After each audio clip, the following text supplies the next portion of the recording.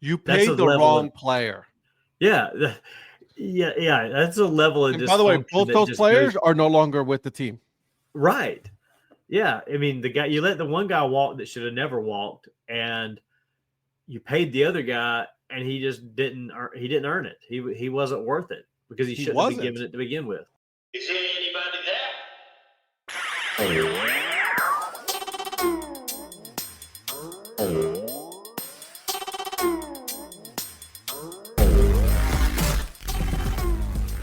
All right. Well, welcome everybody to the DHE podcast. My name is Ed, also known as the Data, and with me I got my good friend, my companion, one of the co-hosts of the Data Chronicles sports show. That's right.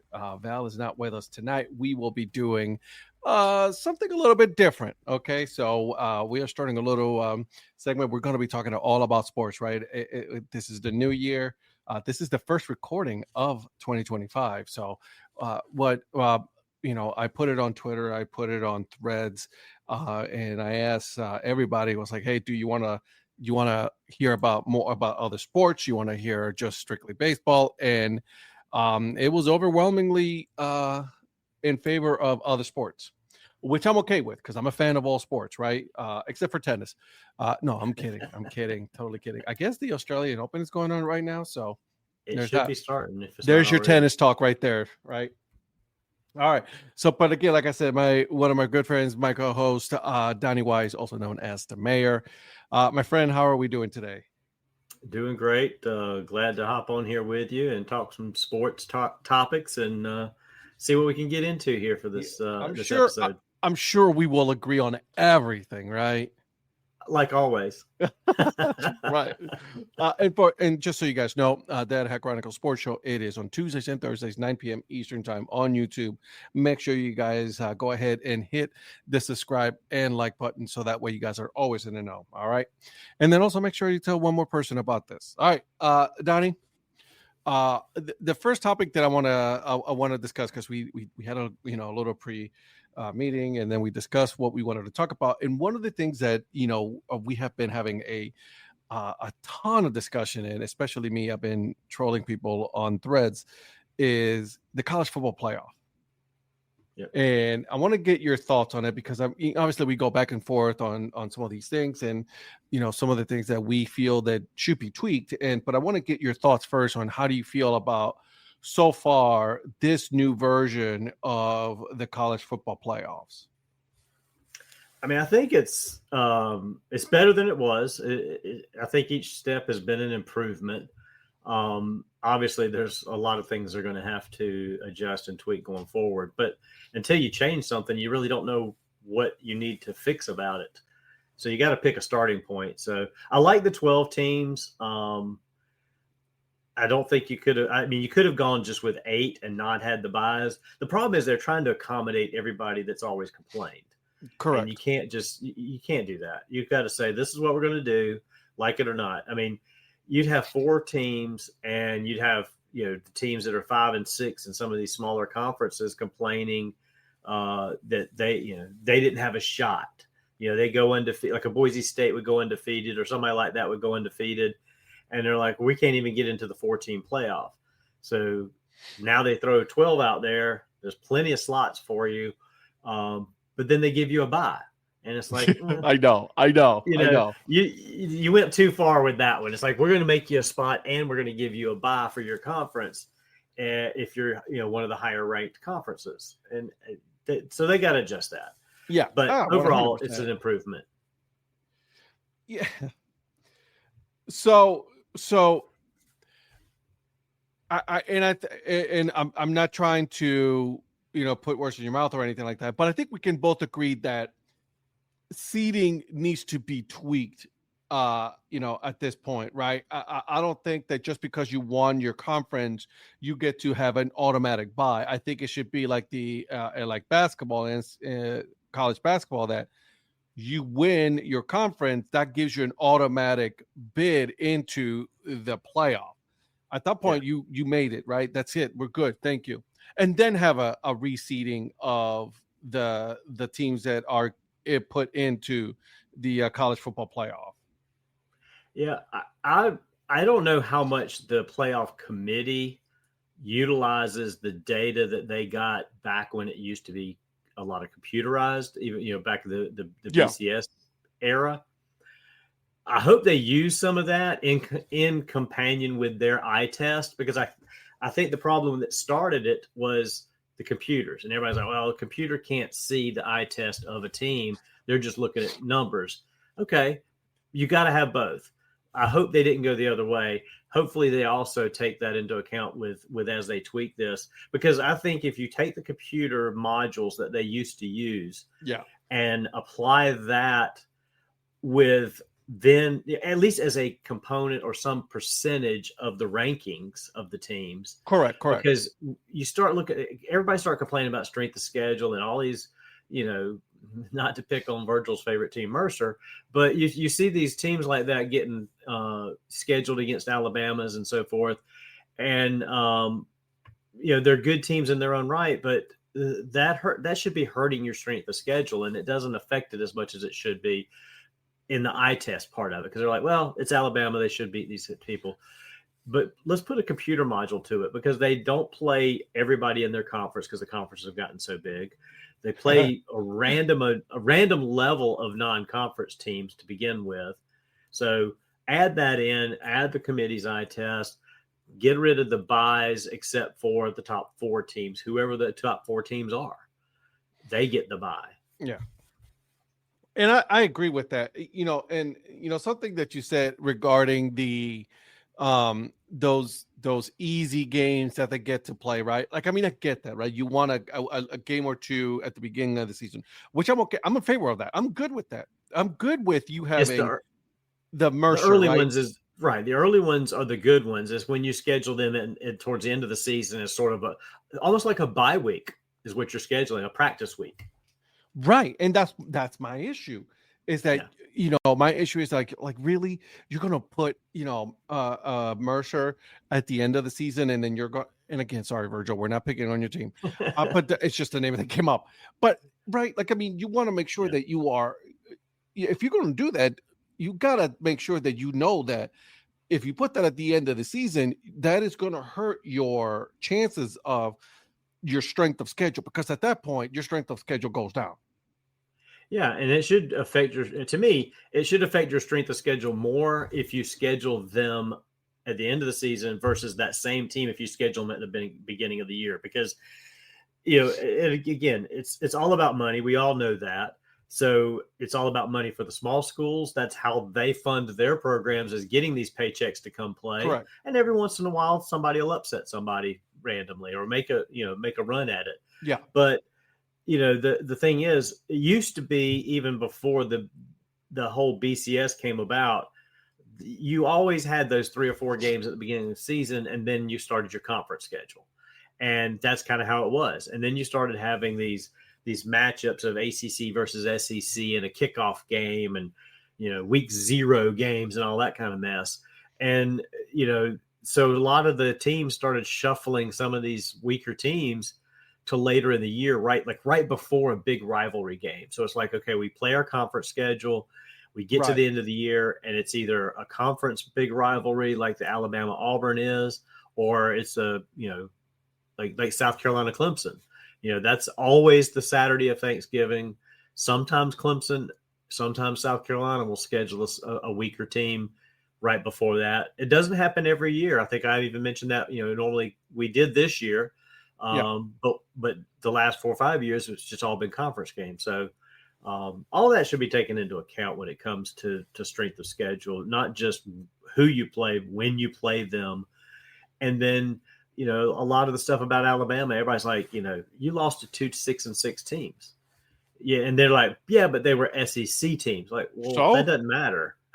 Just because they're SEC teams doesn't mean they're better 6-6 teams. Yeah, and I think this also goes into what we were talking about, that the SEC is no longer the SEC that we know. The Big Ten is not the Big Ten that we know, right? Everything has changed, and right. I think that NIL has really, has leveled out the playing field for a lot of teams, because we always talked about it. Okay, so now this player who could be starting in another team now has a chance to go to whatever, FIA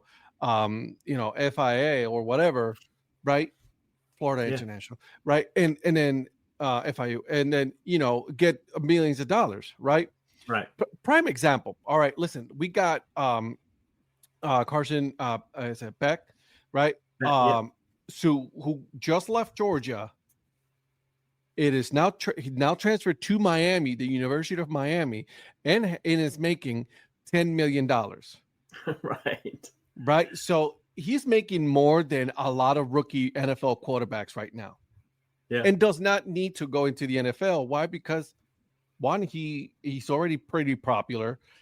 He's going to go to a pretty, notable big school. So why even go? So now we're having all this we're having this conversation. It's like, well, he was in the SEC. That's the best conference. Says who? Right. Yeah, I mean, exactly. And they like to still claim they are, and that's fine. I mean, they're in bed with ESPN. ESPN promotes them, has their network, all that kind of stuff. And from the money standpoint, as far as ESPN's concerned, SEC is the best conference. Fox, of course, is the Big Ten version. Yep. So, they're going to tout that. And to some extent they are, but they're only that way, in my opinion, because they've been manufactured to be that way. Oh my God, it's such a pain in my.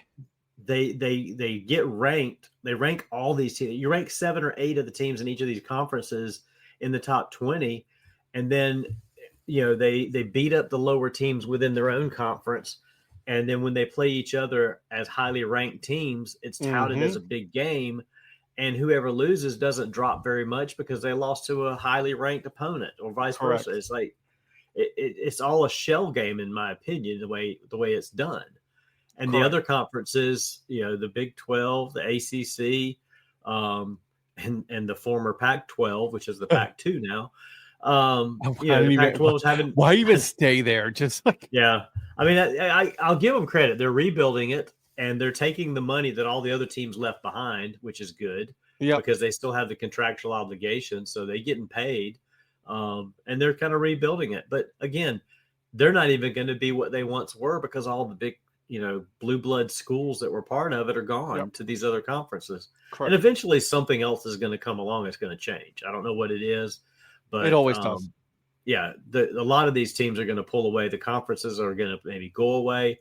Who knows? But you're right. These portal things, as far as the player, taking money to go somewhere else and stay a year in college rather than go pro. I mean, you got guys that are going to end up playing 4 or 5 years and make all the money they're ever going to make, because they're never going to play in the NFL. Yeah. But they're going to get paid a lot of college money to help promote these programs, and all the money they make. And then they're going to just be like a college legend or some kind, but they're never going to play in the NFL. It's like the minor league system for the NFL. Yeah.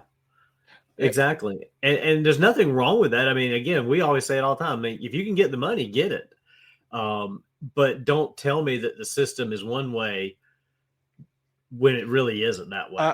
I definitely do not want to hear it from coaches saying that the system is broken. You broke the system. Right.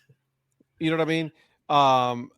Les Miles is perfect example, right? He is complaining about players transferring. They shouldn't be like this dude has constantly been transferring, from school to school to school because of money. He's gotten more money everywhere else. It has broken his contract, has left the team there, dry at ball games and at championship games. So, I don't want to hear from coaches saying, well, the system is broken. You know what? Deaf ear.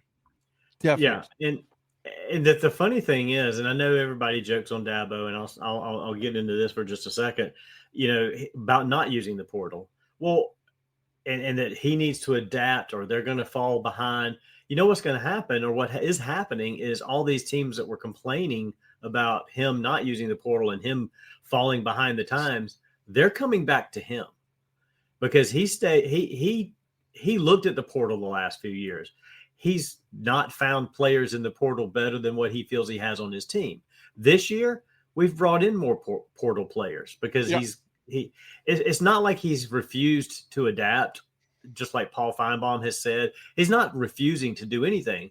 He's being smart about how he does it. He's not just taking whatever. And I saw an article the other day that said that Clemson has the best retention rate of players from the leaving for the portal versus what they've got coming in. And granted, he hasn't had anything coming in for a while, but he's +3 this year. He's brought in 5 guys. He's also hasn't had a lot of opportunities for. It hasn't really shown a lot that he can win, right? So that's the thing, though. He's going to get measured on whether or not you're going to make it back to the college playoff.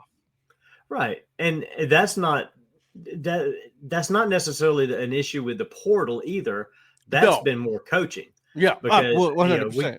That's a coaching issue. That's not a portal issue.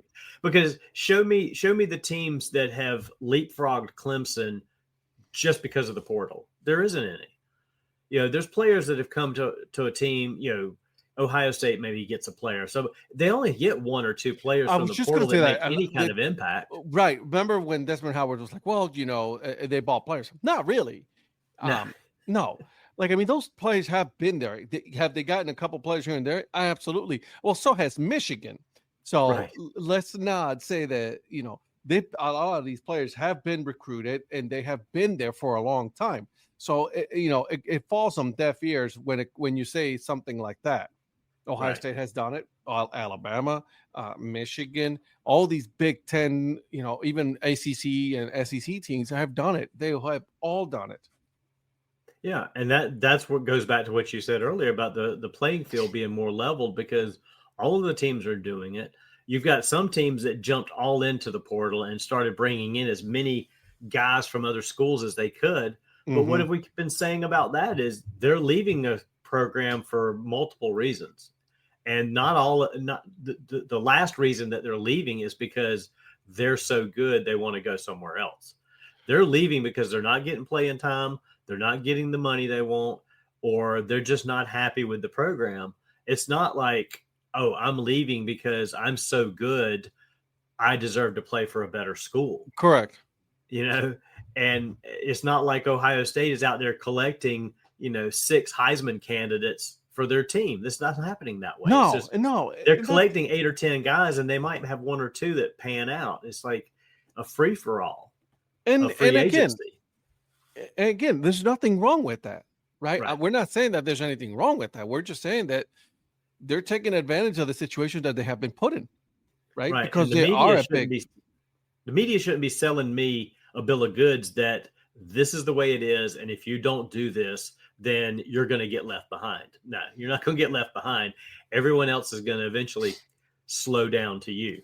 Listen, we watch ESPN. You and me, we watch ESPN at nauseam, right? We watch NBC Sports. We do that. We watch it. We love our sports.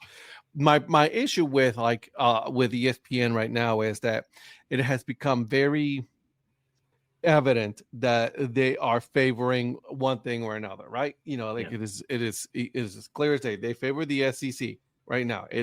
They're showing us it's like they're coming from the top. It's like, hey guys, we need you guys to talk about the SEC. The SEC is what we need to talk about because we have this contract with them and we need to push it. That's right. And that's my problem with Paul Feinbaum. Let's calm down. You know what I mean? Like, right. Last time I checked, no SEC team is in the college football playoff championship. Right. And the only SEC team who was, by the way, from a different conference was the last one standing. Yeah. I mean, they've only been in the SEC this year. So right. I barely even count that as an SEC team making it. Correct. It's a technicality issue to me because Texas is basically a Big 12 team that joined your conference and then beat everybody to the end of the line. Right. It just got lucky with again, our issue, and then we can have a discussion about this all for a whole while. Reseeding. That's the problem. Right. Yeah. Because they were able to take advantage of the seeding that they got. Oregon, on the other hand, got screwed on seeding. Yes. Yeah. Yeah. I mean, Oregon should have had they should have had the bye to play the team that was coming from the. They were the number 1 team first all, game, right? All year. Right. They ended up kind of in a weird spot where they were the number one team all year, and then by the time it gets to where they're placed, their opponent is going to be somewhere in the middle of those first 4 games, not the lowest seeded games. Ohio State put a whooping on them. Yeah. That was not a good game. So, and that was payback for Oregon winning the first game in a way, because that's I how would Oregon, say that I think, Ohio State lost that game more than Oregon won the last exactly. time. And I think Ohio State was pissed, and they wanted to, they wanted to rectify that issue and show that, they should have won the first game, and we're going to do everything we can to show you. And again, Oregon's a Pac-12 team. They're not a Big Ten team. They're not. So, neither is Washington. Yeah. If you think about it, another year, and then we can talk about whether that exactly. They came into the Big Ten, and then they got a very favorable Big Ten schedule, and then got lucky that, like you said, Ohio State lost that game more than they beat Ohio State when it came down to it. Otherwise, they're not even in the playoff. If they lose that game to Ohio State, they may not even be making the playoff, because they would have lost that game early. And if that's their only loss, then they may end up making it like Penn State or somebody. One of the other teams came in from the conference as well. Well, that's interesting. But they wouldn't have been the top seed either. Yeah, because that you know what, you're right. That's interesting. Huh? I didn't think about that. Oh, so Penn State choked again, as usual. You get to the big game, you can't win a big game. So and then talking about the players, I was going to bring this up when you're talking about the players jumping as well, for money or for whatever. How about the earlier the year, the quarterback from UNLV that sat after 3 games? He's like, I'm not playing that 4th game and burning this year because you haven't given me my NIL money. Correct. He's not going to play. And then he's entered the transfer portal and leaving UNLV over NIL dispute. So now, where did he end up going to?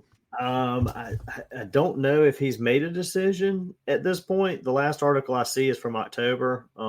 So I'm not sure at this time what he chose to go to, but just the fact that he can sit there and say, no, I'm going to sit after 3 games, because if you play the fourth game, then that year counts. And you're like, okay, I'm going to get an extra year here because I'm going to transfer out, and it's okay. And everybody's like fine with it. And it's like, wait a minute, that shouldn't happen either. Well, at the same time, the schools kind of screwed him over at the same time. Right. Well, the thing is, did the school screw him over or not? Because there's no real rules on the NIL. So he's saying he got screwed over. The school may be saying that they didn't. Who knows? Because there's no set rule for how this is going to work. It's all still very, very fluid. So, again, that goes back to, do you want to use the portal to improve your team? Do you bring a guy in like that if he's not going to get his money, he's going to go somewhere else? Mm-hmm. And the thing is, how many years can you do that? Like, you guys 8 and 9 years in college, like, just keep hanging on. Like, what are we doing here?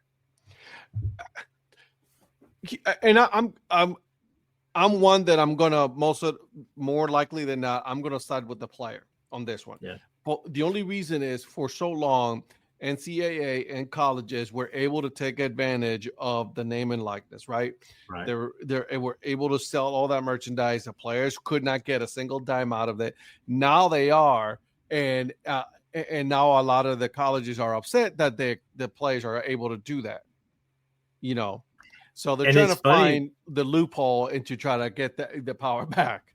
Right. I mean, it's funny. This all started with Johnny Manziel.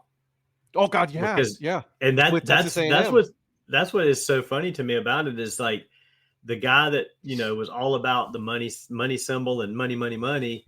The whole reason NIL kind of morphed into what it is was because Texas A&M was making a fortune off of him, and he couldn't sign his signature and get paid for it, or he couldn't go to a card show, or he couldn't sell. They were selling a ton of jerseys, and it's like, you're right. They're getting what they deserve. Yeah, absolutely. So it's a good conversation, my friend. I like this one. I like this one that we've been talking about this for a while now. And now that we're, at the time of this recording, right, we know who are the top two teams that are going to make it to the college football, playoff championship, right, which is Ohio State and Notre Dame. In my opinion, I think those are the top two teams that are the best teams left in the playoff. So Yeah, I mean, everybody was like, Georgia, Georgia, Georgia. Georgia's not been that good of a team all year long. they haven't. Skated by on a lot of stuff.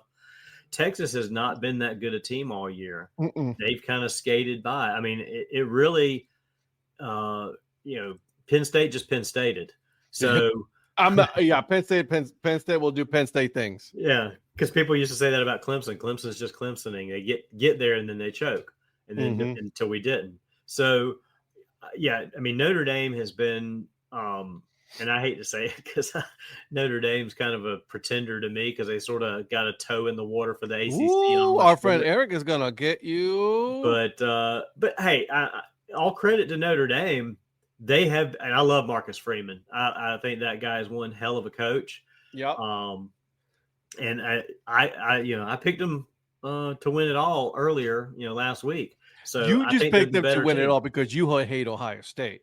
Well, true, but I also think, looking at it, I mean, granted, Ohio State's kind of got a little fire under their they did their skin right now, but I just thought that Notre Dame is a more complete team overall. And they've gotten better and better as the season's gone along, in my opinion. Do you think that Notre Dame is a more complete team over Ohio State? More balanced and complete, yeah. Interesting. I think Ohio State makes too many mistakes, and they overcome a lot of mistakes because they've got. So does Notre Dame. True, Notre Dame only won by 3. It's just, again, it's my opinion. I think that they are, to me, your a opinion more is wrong, Donnie. And we'll see how it shakes out. It's going to be a good game. I will say that. I think it'll be a good game. It's not one of these where I think Ohio State's going to come out and blow the tops off on Notre Dame. Mm-hmm. Notre Dame's not going to let that happen. And Notre Dame's they've got a lot of good players. Their only weakness is the quarterback can be a little sketchy at times. But again, that's because they've utilized the portal the last 2 years and brought an ACC quarterback to Notre Dame. And so, they had Hartman last year, but they surrounded him with a team that all they needed was a guy that can manage it. And he managed it. And that's the same thing they've done this year. And there's nothing wrong with that. Again, we're not saying, don't use the portal. Do it. Here's my problem. I don't know if it's a problem, but I think it's gonna, now Marcus Freeman is about to interview for the Chicago Bears job. What do? Like, do you leave Notre Dame to go to Chicago? You know what I mean? That's gonna be different. And everybody's like, well, these players are making millions of dollars. Nobody's going to listen to it. A lot of these players that he has in Notre Dame are making millions of dollars. So it's not like it hasn't changed, right? And again, we also talk about that. That all of these players are making money. A lot of these players are not. Right. Okay. There's only a handful that make a lot of money. It's only a handful that are making the money, and the other ones are just there. They're on scholarship, on their loan, or they're playing, whatever. So I don't know. Yeah, so we got talking about like how Bryce Young kind of had a resurgence after getting benched earlier this year. He needed to sit and wait, and then of course you've had your C.J. Strouds from last year that came in at the same time and was better off the bat. Everybody's like, oh, Panthers made a horrible mistake. They should have got C.J. Stroud. I was one of them. I thought C.J. Stroud was a better so did I. And maybe he still is. But some of these guys coming out, they just need some time, and that's something that they don't have anymore. And it seems like, I was trying to look back at see kind of where that started. It was early 2000s, I think, is where it really started after I think it really started when they went to right after the Sam Bradford deal, because Sam Bradford was the last guy to like get drafted, get $50 million and not work out. And people are like, okay, we got to have a quarterback structure, salary structure going in, like levels to start with.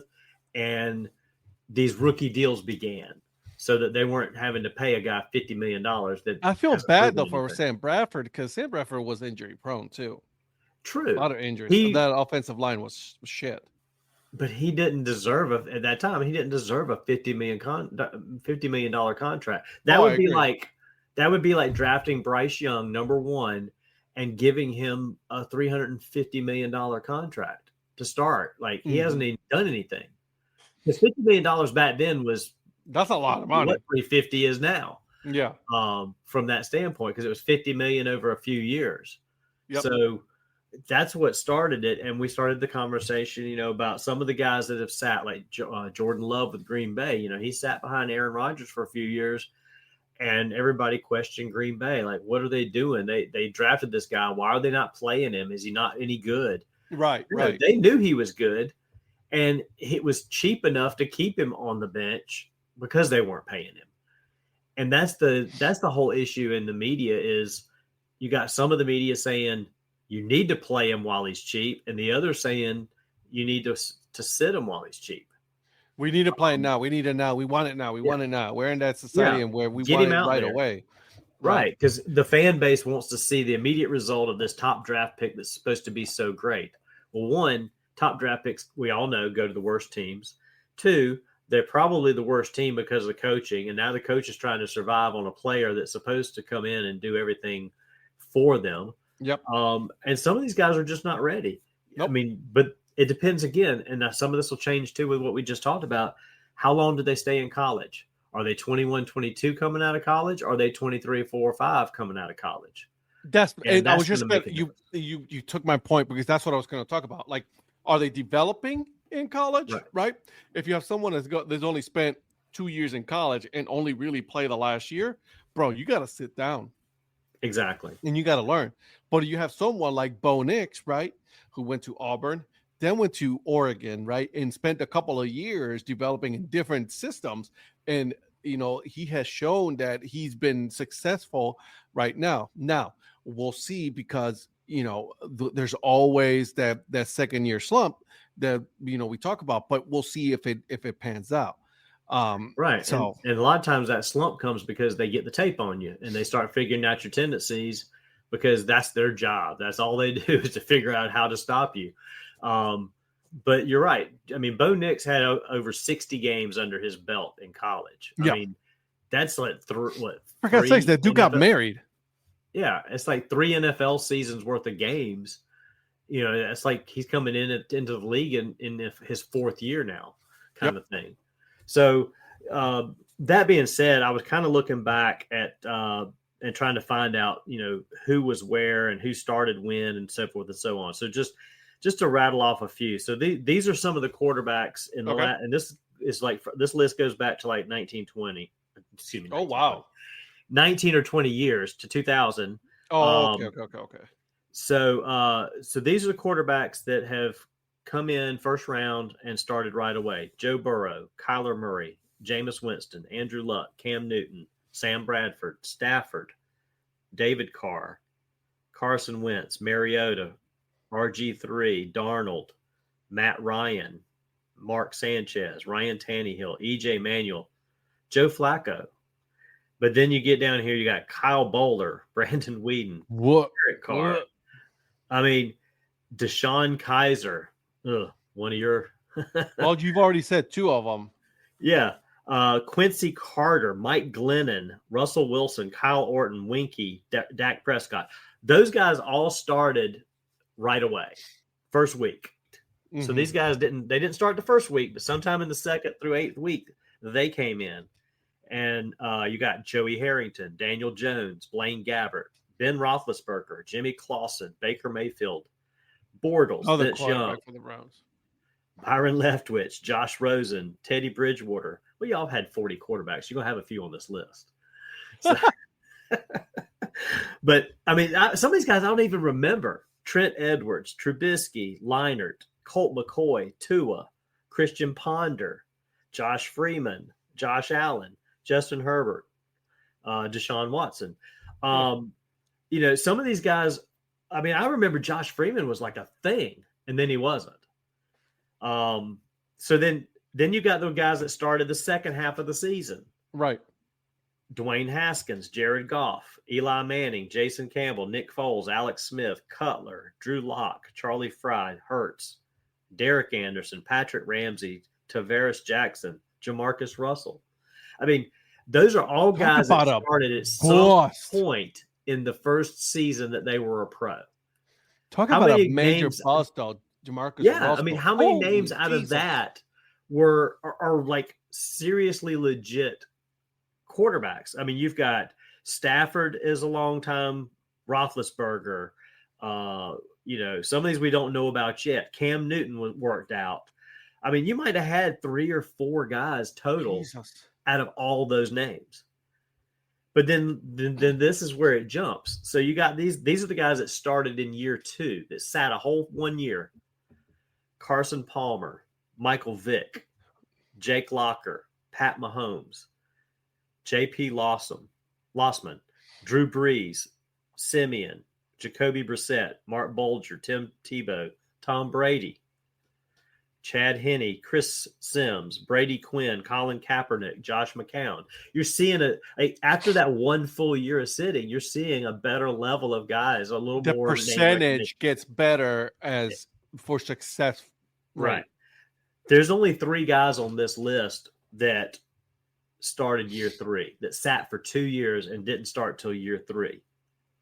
Phillip Rivers, Tony Romo, and Chad Pennington. And then you get to year 4. It only goes to people that started 4 plus after their 4th plus year. Rex Grossman, Aaron Rodgers, Matt Schaub, Kirk Cousins, Matt Castle, Garoppolo, Osweiler, David Garrard. So those are all in the last 24 years, first-round quarterbacks that started either week 1, first half, second half, or year 2, 3, or 4. So year 2 and year 3 really is the sweet spot. That's the sweet spot, because if you haven't started until year 4, then what's wrong? There's a reason maybe that you're not, and somebody eventually takes a shot, because there's still a couple of good ones there. But 2 and 3, like you get that second, third year in, that's when you should be able to take over the curve right there. It's like, okay, 2, 3, 4. Yeah, exactly. At that point, it's just back up. Yeah, and I get it when they want to start this guy. We got to find out what he can do. Put him out there. He's not costing us anything. But what if they gave up on Bryce Young after last year? They're like, oh, this guy's a bust. We're just going to cut our losses, and he goes somewhere else, and he gets into that second and third year now with another team, a la Sam Darnold. Look at what Sam Darnold's done this year. I mean, he was seeing ghosts a few years ago with a horrible Jets team that's still horrible. He took a pit stop in Carolina. He took a pit stop in San Francisco. And, I mean, we've even joked about this. Him and Baker Mayfield made that Carolina pit stop. They made the California pit stop, one in San Francisco, one in L.A., and now look at what they're doing. I mean, obviously Baker's been in there a little bit longer than Darnold, but still, some guys just need time, and they need the right system. So I'll be the first one to say, dude, I hated Baker Mayfield. Absolutely. In Cleveland, fucking hated him, right? He played like shit. And the problem is he came in with this cockiness, but then didn't back up what was going on, right? If you were to just, all right, humble yourself a little bit, I think that's what happened, right? He was humbled by being sent to Carolina. No offense, I know that's your team, but you know what I mean? But he was. Right, he was like, we're trading you to Carolina because we don't think you're that good.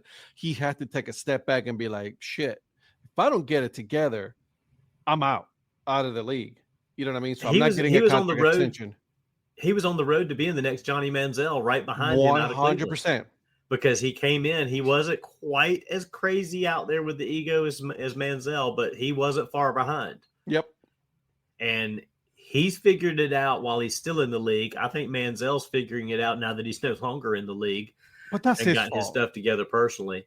But But yeah, I mean, it's just one of those things. It's like, okay, you gotta live and learn. I mean, imagine giving these guys at 21, 22,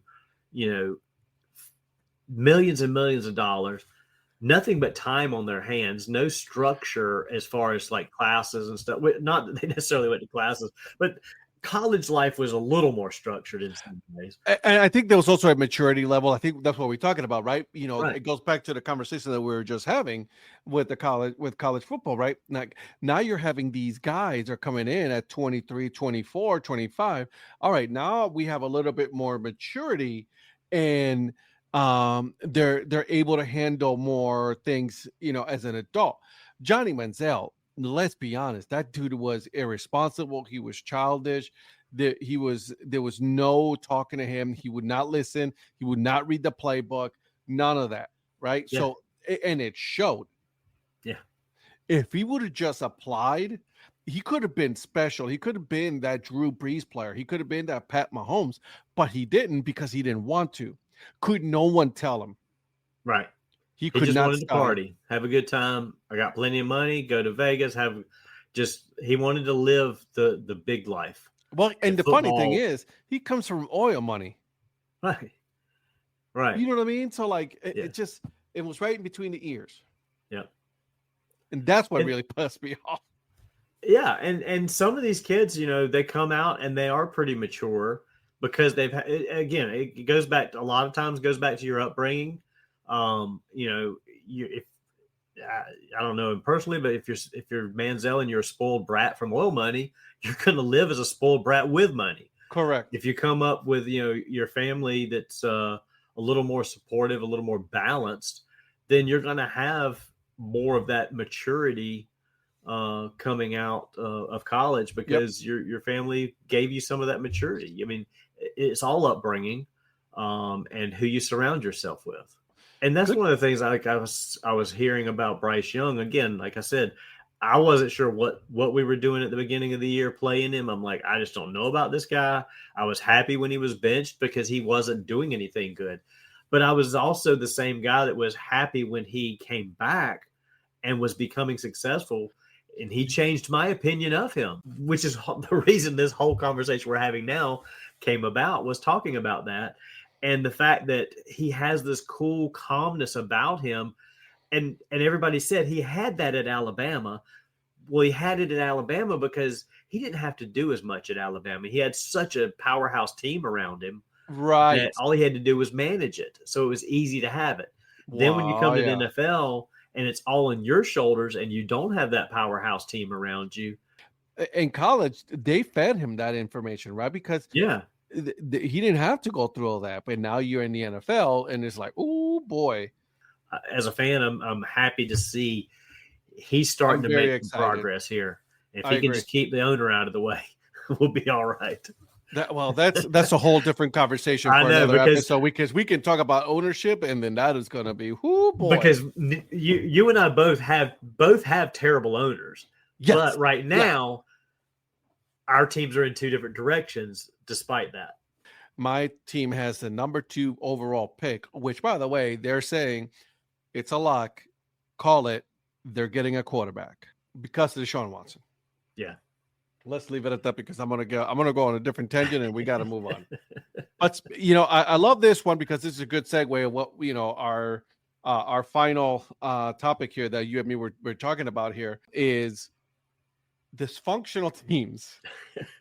They are dysfunctional because they have a lot of good players. They have a really good head coach. I really am a fan of Stefanski, right? I am. And Drew Barry's a good GM. I'm a fan of GM. A lot of people they disagree with what a lot of the stuff that he's done. The one thing that I'm finally happy that it is done. The experiment is done. DePodesta is done in Cleveland. He's gone. No more, right? He was always working remote. He wasn't even Cleveland, right? He never really lived in Cleveland. He was always in California, which really pissed me the hell off, right? You're how helping can you do your job, right? And you live in California. All right, so that's that. The Deshaun Watson, and before anybody says anything, and I'll say this because a lot of people are giving the Cleveland Browns a lot of shit for this. There were a lot of teams that were lined up to sign up to get Deshaun Watson. Cleveland was actually not the team that he wanted to go to, and was not really leading candidate to get him. Nope. They were actually out of the contention. They were actually told they were out of it. And I don't even remember who the other teams were at that. Atlanta was going to be the one that they were going to go to. He was going to choose. He was going to choose Atlanta. Yeah, in retrospect, I wish he would have. Well, yeah, I mean, and who knows where Atlanta would be, but yeah, I think everybody was shocked with Cleveland, and the problem was, again, your owner gave him a guarantee that none of the other teams were willing to give him as far as the total money. And they shouldn't have. They were all wanting to give him the same amount of money. I think they were actually offering him more money in Atlanta than the 230. They just weren't guaranteeing it. They should have. And by the way, he actually might lose the last 2 years of his contract because he's an idiot. You're just 8 weeks out. You're supposed to wear it for 10 weeks. You don't wear your boot. You make a TikTok video in December while your team is playing, getting their asses handed to them, and you're doing TikTok videos in Miami. Which, like you said, what are you doing in Miami when your team's still playing anyway? So why are you on vacation because you're injured? And like I said, you and I had the conversation. This is not the Deshaun Watson that I remember from school, from Clemson, that I rooted for. I'm not sure where his choices changed, other than they were in Houston's where they were. But I mean, I just don't know at what point in his life he stopped being the guy that he was, or at least he appeared to be, I should say. Yep. When he was in school. And again, this kid could have been a Hall of Fame quarterback. He had the talent to be that. He had the whole setup to be that.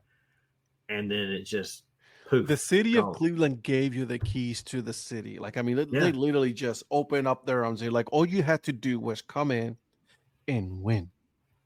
That was as fresh a start as you could get from the turmoil he was in with all the lawsuits and everything. You got a team that's willing to just give you all this money. All you got to do is just come in, keep your nose clean, and play football. And you couldn't even do that. Couldn't even do that.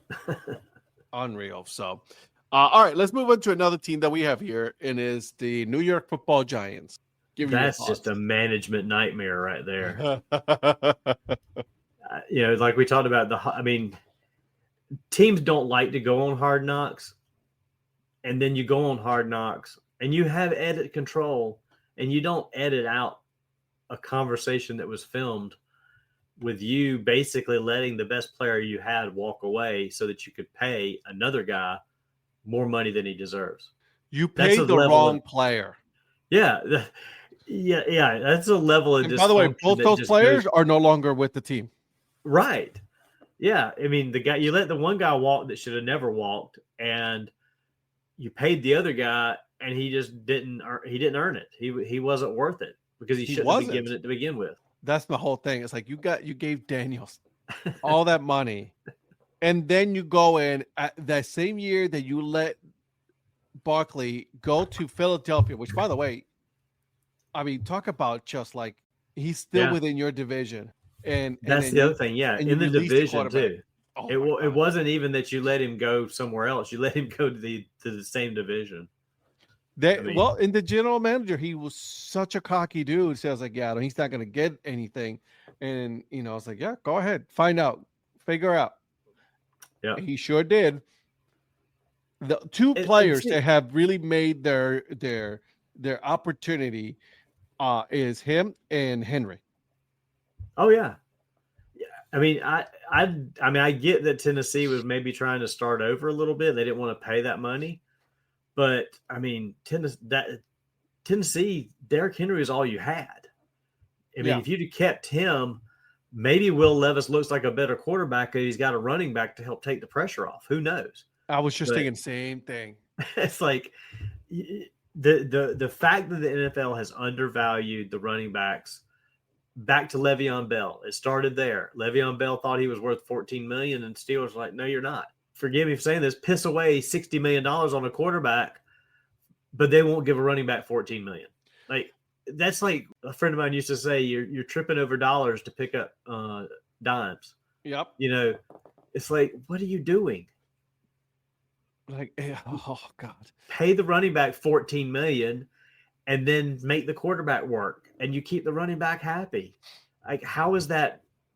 I don't understand how you can't fit a $14 million contract for running back in a salary cap. And not only that, but like everybody and their mother saw that Daniels was not the right quarterback for the Giants. Everybody saw it. Everybody saw it. But you're playing with analytics and you're playing with, thinking they'll say, well, the running back is not, we can just plug in any running back in that position and they'll be fine. There'll be no issues. Right. Forgetting that you have one of the best, most premier running backs in all of NFL. Yep. In all of professional football. And not only that, you look like an ass that when he's breaking records and he is getting those incentives and all of that because, boom, you let him go. Yeah. And now you have nothing to show for it. Because you thought nobody's going to give him that kind of money. It's like, that just shows you had no real evaluation of your own talent at that point, because you should have been like, hey, man, somebody's going to pay this guy and we better not let him walk. But yep. So, we talk about this functionality and all that, but there's one team that takes the cake when it comes to dysfunction. There's one team that, as bad as the Browns and as bad as the New York Giants are, there's one team that is just above all of that. They said, hold my beer, hold my liquor. We will be that team. And that is the New York Jets. I mean, and the Jets tried. I give them credit. They tried. Like, they were like, okay, we're going to go out. We're going to get Aaron Rodgers. Aaron Rodgers is a great quarterback. He's a Hall of Fame quarterback. We're going to go get him. And then it just does not work. Here's my thing, though. And you know how I feel about him. Yeah, oh yeah. So Aaron Rodgers, the last year and a half, 2 years in Green Bay, he was diminishing in talent. Yeah. He was also becoming more of a cancer. He was more of a cancer than and more of a distraction that he was to help with the team. So when I saw that, I think what the Jets saw though was the Jets saw that they didn't have a quarterback because they had drafted, Darnold. They had drafted these other quarterbacks that weren't working out, and it was like, okay, we've got these receivers. They have these other skill position guys that are young. Let's go get a veteran quarterback that may be diminishing, that may be with whatever weird personal issues he deals with. He's still Aaron Rodgers. He comes to New York. He's got the limelight. Maybe it'll click. They're trying to catch lightning in a bottle. Is what. Yep. And who knows? Maybe if he doesn't go down in that first game with the Achilles issue, maybe this is a whole other story from last year. But he has the injury, and then how he handles the injury and the rehab and the whole logistics of that. Everybody, even his own teammates, were like rolling their eyes just like you did. And I get it. I mean, I did too. It's like, what is this guy's deal here? Like, what is he doing? And he wants to be the smartest person in the room. And he always has tried to be that. And he's not that at all. The thing is, he got away with it more before because he was winning. But he was on an organization that gave him what he needed to win. Yep. So, and he was great. Listen, he'll end up going into the Hall of Fame. Like, listen, I'll even admit that. Like, right, you got to take the person, put the person aside, and then take a look at the skill set and everything that he's been able to do. He was a great quarterback, right? He's no longer that quarterback because he's 40-year-old quarterback that cannot throw the ball the way he wants it, and that's what made him so successful. Here's the thing. The problem is with Aaron Rodgers, you cannot divide that because of he brings that person, into the locker room. He does so much bullshit when he's blaming coaches, he's blaming players, but he's never taken accountability for his own actions. Right. If he would have just been like, if he'd have just taken it all on himself, period, whether he liked it or not. But he's just not going to do that. His personality will not allow him. And all the, I could care less what you do in the off season, what your personal beliefs and personal lifestyle is like. If you're my quarterback, I just want you to win, and I don't want you, but I also don't want you to bring that crap to work either. 100%. Once the season starts, it better be about football, not all this other mess. Not about you going into a dark room and right. then if it works for you, that's inoculated. fine. The fuck. If it works for you, that's fine. And if it helps us win games, I could care less. But the fact that you put it in everybody's face that it's better and you're better than them because of it, that's where you start rubbing everybody the wrong way. Who That's the where hell's going to want him now? Who's going to want him? Exactly. And the thing is, I think he wanted to prove that if Tom Brady could do it, he could do it. I think that has something to do with it. In my mind, I think that's how he saw some things. Like, hey, look, Tom did this. I'm as good or better quarterback than he is. He's not. You're not. Let's be honest. He's not. What Tom Brady has is, Aaron Rodgers will never have. You know what I mean? Tom Brady was actually a really smart quarterback. Yeah. 100% He's a smart person. But Tom wanted to work at everything. Yep. And he held the expectation to the other guys above and beyond anything else. And those guys, I mean, it's even said people came to New England to play with Tom, not for Belichick. So that says all you need to know right there. People weren't going to let's not take anything away from Belichick, because Belichick is a great head coach. He's going to go into the Hall of Fame. And now I'm really intrigued on what he's going to do at North Carolina, but that's a different topic. Right. But like I'm so intrigued by that. Yeah. But Aaron Rodgers again, and then and let's take a look at the ownership side of things, right? Then because Aaron Rodgers is not happy, you fire your head coach, right? He wasn't the reason that the team was bad. All right. Yeah. If anything, the defense got worse as soon as he got fired. I think the defense gave up on the team and the ownership because they fired him. Yeah. I think they supported Saleh. They liked him as a head coach because he was one of their guys. He was a defensive-minded guy. And I just think they just said, we're going to stick it to ownership here for firing this guy. And you're right. Saleh wasn't the problem. He may not be the best coach either, but they weren't giving him the best tools to work with. Then you get wide receivers saying that if Aaron Rodgers comes back, they want out. Like when you see that in the news, like you're Aaron Rodgers, you're sitting and you're hearing this and you're like, how do you not think to yourself, like, shit, am I the problem? Right. Now, if you're Aaron Rodgers, you're like, well, those guys are idiots. Like, don't you know who I am? Yeah, exactly. So, and you go on Pat McAfee and you're talking all this shit and you're calling people out. And then on top of that, you call people out and then you don't have the receipts to back it up. That's my issue with Aaron Rodgers. It's just that he talks so much shit and never backs it up.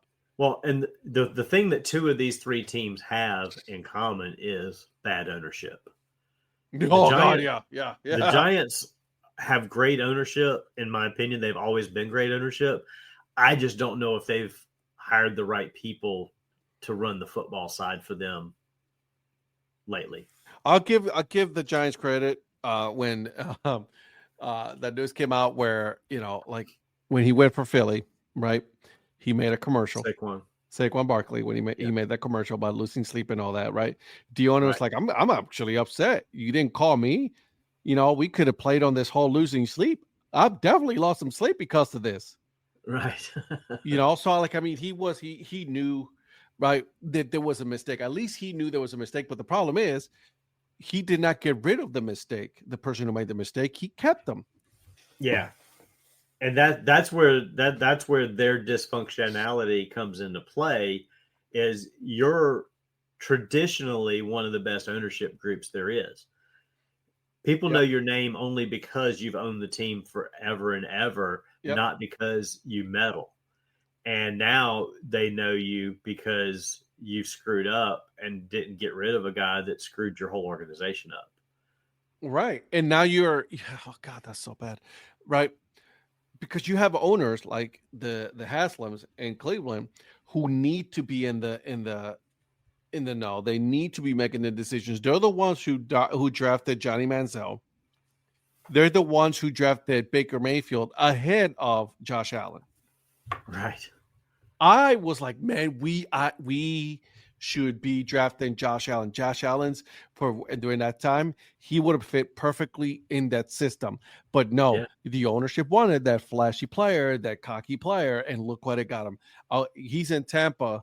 Granted, they just lost the playoffs, right? But still, they're in the playoffs. Still, Cleveland Browns are on vacation, right? Looking for a quarterback, looking for an offensive coordinator, looking for an offensive line coach. And what really, really irks me, and sorry guys, I do apologize, but I know it's Browns State Parlay. The fact that like the Buffalo Bills told them about their OC and exactly what the issue was, and the Browns still hired him. What the hell? Exactly. Look what happened to Buffalo as soon as they fired him and they got rid of him. Yeah. They got better. Exactly. Yeah. So, you know what? It was funny. The Carolina Panthers are not here, even though they have a pretty bad owner. The Carolina Panthers are not on this dysfunctional. If we're due top 5, maybe, but you know, we got to give top 4 to the Tennessee Titans. They are on it. I think, and I don't know if the owner made a conscious decision, Tepper, that is, to not be as involved, or maybe he is as involved. I don't know what the right word is, but like last year, you know, with hiring Frank and then changing coaches and this, that, and the other, you know, he was like overly involved. He was in the news for the wrong reasons. He didn't give Frank a chance either. Right. So this year he brings in Canales and he's like a ghost now. Like you don't see or hear from him, which is a good thing. I'm not complaining. I don't know if he made the conscientious decision or if it was a thing where Canales was like, I got to run the team. And he agreed to it. I don't know. Leave me the fuck alone. Whatever it is, it's working. And I'm happy that it's working. Yep. I agree. So, and then, you know, we'll have you and me, we'll sit down again. We'll talk draft. But, you know, as of right now, you're looking at the Giants number 1, Tennessee Titans number 2, Cleveland Browns number 3, the Raiders number 4, another dysfunctional team, the New England Patriots number 5, then Jaguars, Saints, Panthers, Chicago, and New York Jets. See, I think a lot of what's going to happen in the draft will get clearer once some of these teams have their coach and they know, you know, and we'll get into this as we get closer to the draft, but I think Vrabel is a great hire for in New England, yes, as of today. And then again, news today, which will be old news by the time this hits the airwaves, is Mike McCarthy's out in Dallas, and we'll see where he goes. I mean, it's one of those things like they didn't want anybody else to talk to him, which was their right because they had exclusivity to negotiate a new contract with him. I think he went in and he either asked for more money or more control than Jerry wanted to give him, knowing that if he asked for more control, he was going to get fired. He was going to be out more so than Jerry will give him money. He's not giving him control. That's another bad owner right there. Like from the entertainment side, great owner. Entertainment, awesome. Football, I mean, he's been bad. Again, like he said, it's his money, it's his team, and he wants to run it the way he wants to run it. Fine. But when you're this bad for this many years, I mean, the last time they won a Super Bowl, I was 3 years away from being a dad. My son's 28 years old. I mean, fucking hell. Well, my team has never won the Super Bowl, right? They're the only team that never hosted or ever played in a Super Bowl. We could have a whole show on NFL owners. Oh, God, we could. Because there's so many bad ones. We should bring that on during the DHC Sports Show. Talk about bad ownership. Maybe so, yeah. Yeah, that'd be a good topic to hit on there a little bit, too. Yep, so. But yeah, where these coaches land, who gets hired, that's going to start dictating a few of the things because it's not a great draft. No, And there's so many teams that have needs that they're not going to be able to fill with the draft. So it's going to be interesting to see what players start changing teams too. Who gets protected, who doesn't. Correct. My friend, this has been a good conversation. I love it. Thank you for doing this with me. We'll be doing this more often. I'm sure we'll figure some things out that we can disagree on. But I want to make sure a couple of things before we get going, guys. Make sure that you guys are following on Instagram, on Threads, Blue Sky, even Twitter. Make sure you go to the YouTube channel so that way you guys hit the subscribe button and like the show, because and I say this because that's where we are also showing the DHC Sports Show, right? We do it every Tuesday, every Thursday, 9 p.m. Eastern time. We talk about all sorts of sports. Apparently, there's a list going on, a bracket that'll be coming out soon of the things that Ed hates. Yes, some of the things that I hate when it comes to sports. Some people, some players, some teams. You got to tune in to listen to. And guys, lots of options. Yeah, there's at least we went past the NCAA playoff, college football playoffs, and we went straight to the NCAA college basketball playoffs because there's that many. So there's already some regions that have been named. So there's that. But again, guys, thank you so much for joining us. We will see you guys next time, and we'll if you guys. How about this? If you guys want some topics that we can discuss, we'll talk about, let us know. And then we will most certainly talk about them. We will see you guys in the next one.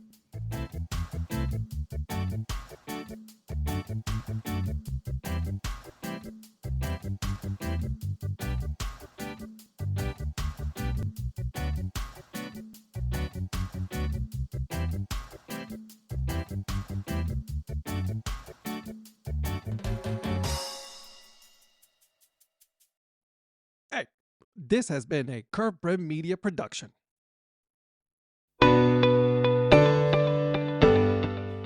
This podcast is part of the Curved Brim Media Network. Here are some of the other members of Curved Brim Media. Hi, this is Kelly Robinson, the Minor League Nerd.